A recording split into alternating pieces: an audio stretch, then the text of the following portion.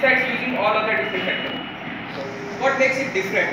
As the point was, it is activated, the most activated oxygen, and before that the point continued from here with reference to the previous slide. There was a point. It is heavily that inactivity or activity. It can be called as both. That if you keep it in a container, that gets destroyed.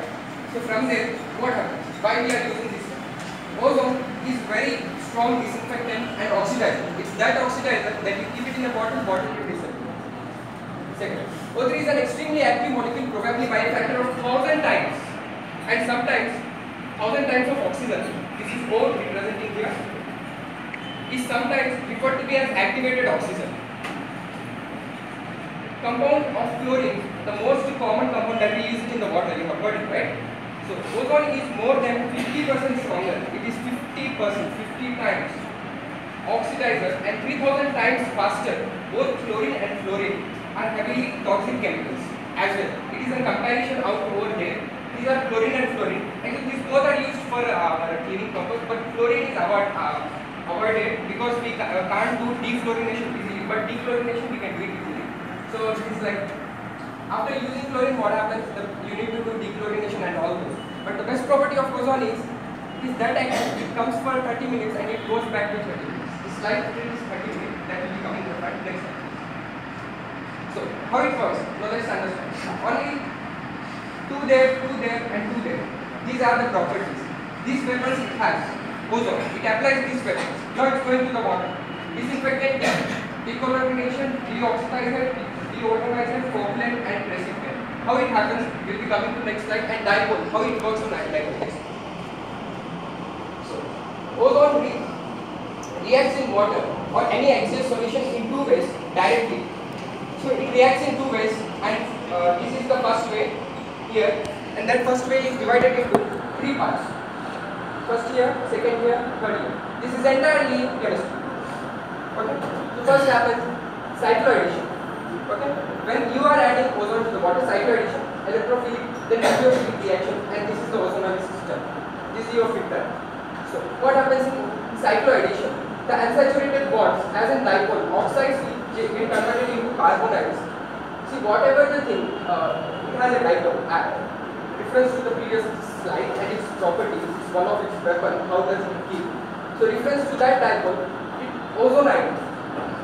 Then carbonyl changes the compound, whatever the compound you do. For example, you have some sort of drug like carbonites and all those. It will be changing into carbonyl, COCl.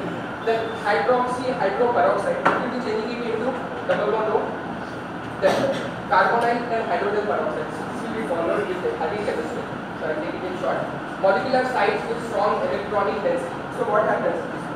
Electrophile. This is the definition of electrophile. It is molecular site with strong electron density. So after this first reaction, a strong electron density will form. Then I will continue with the nucleophile directly. The molecular size with an electronic deficiency usually compound. So what happens? First of all, whatever the dirt is there, that is being converted into this product.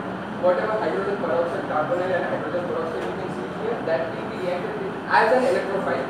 As ozone is active, that goes on changing into the reaction parts. First it acts as a dipole, then electrophile, then a nucleophile. Hope you understand electrophile, nucleophile, then second way. First way, we have directly added the ozone and we have done everything. But second way, what it does? Second way, it forms some compounds. Like it is an anti-thermite type. When you have left the anti-thermite, the panzer goes on it and it blasts. Such a way. Once I have added the ozone to the water, it's not that it's gone, but it forms some compounds.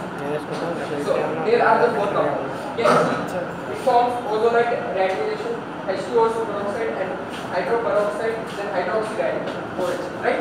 Okay. So there is one example over here how it works. I have dropped the ozone into the water. Its half-life time period is 30 minutes. You understand half-life time period? So it will leave. Still it will leave as O3, H2O, O2 plus OH minus and OH minus. Can you see this? O2, OH minus, OH minus, one of the forms of water, and that is what ozone. So this does not leave as O3 and it is water. It is getting divided into these four forms. It is still living there. It is killing the bacteria, and still you can continue from that.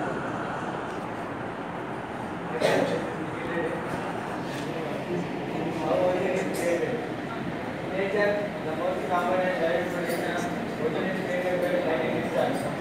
The fresh clean aroma after cleaning, after lighting so much, then by the ozone is formed. That is the particle nearly high energy.